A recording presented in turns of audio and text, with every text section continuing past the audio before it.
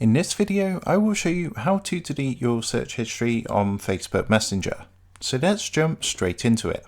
So in order to do this, what you actually need to do is go into your phone settings. So you don't want to go into Messenger, you actually want to go ahead and type settings into the search box and open up your phone settings. So from here, what you're going to want to do is just scroll down until you get to apps, which is just down here. Go ahead and press onto that. And what you want to do is go ahead and find Messenger from your apps on here. So here's the Messenger app. So what you want to do now is actually press onto that app.